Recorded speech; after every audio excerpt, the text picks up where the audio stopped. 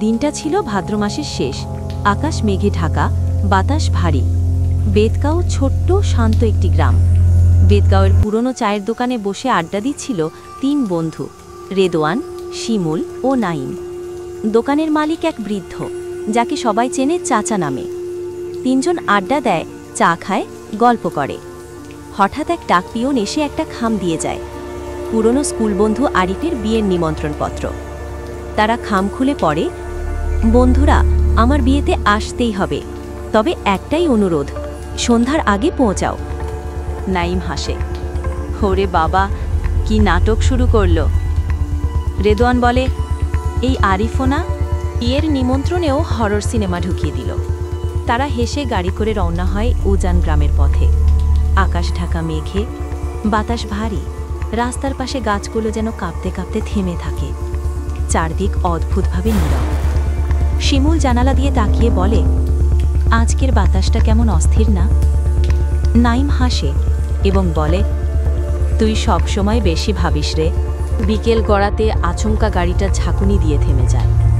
মনে হলো কেউ যেন পিছন থেকে টেনে ধরল গাড়িটা।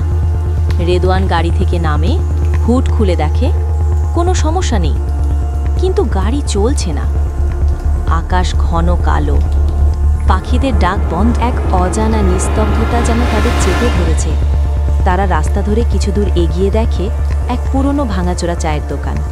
ভেতরে একটি বৃদ্ধ বসে আছে, চোখ দুটি অদ্ভুত। তারা দোকানে ঢুকে চা খেতে খেতে জিজ্ঞেস করে, চাচা, উজান গ্রাম কোন দিকে? বৃদ্ধ ধীরে মুখ তোলে এবং বলেন, সন্ধ্যার পর কেউ সে গ্রামে যায় না। পথ যদি না চেনো, ছায়া দেখে চিনো। কারণ অনেকে পা ফেলে, কিন্তু ছায়া ফেলে না। তিন বন্ধু চুপ।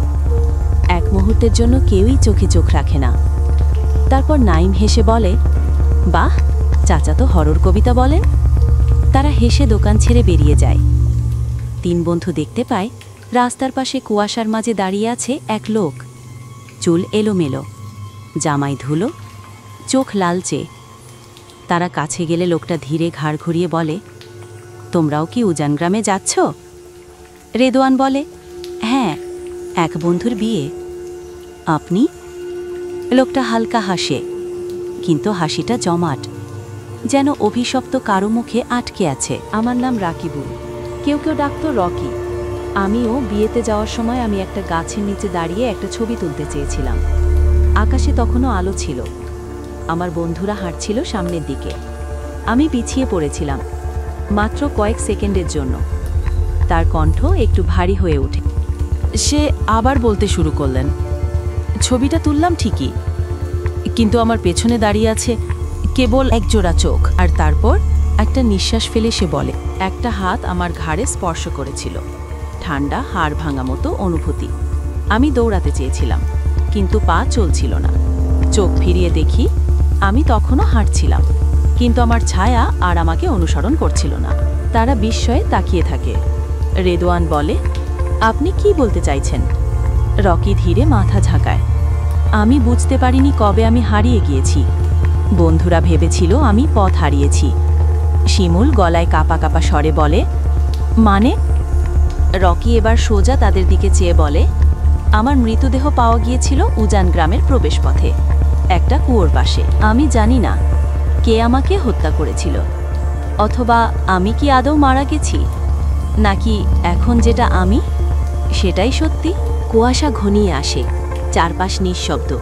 তারা পেছনে তাকিয়ে দেখে নাইম নেই। একটা গাছের নিচে ভাঙা হাড়ির শব্দ শোনা যাচ্ছিল। রেদওয়ান আর শিমুল দৌড়াতে চায়, কিন্তু কুয়াশা ঘন হয়ে আসে। আর কুয়াশার মাঝে রকি ফিসফিস করে বলে, ছবিতে যেমন সব ধরা পড়ে না, তেমনি বিয়ের নিমন্ত্রণ সবসময় মানুষের জন্য হয় না।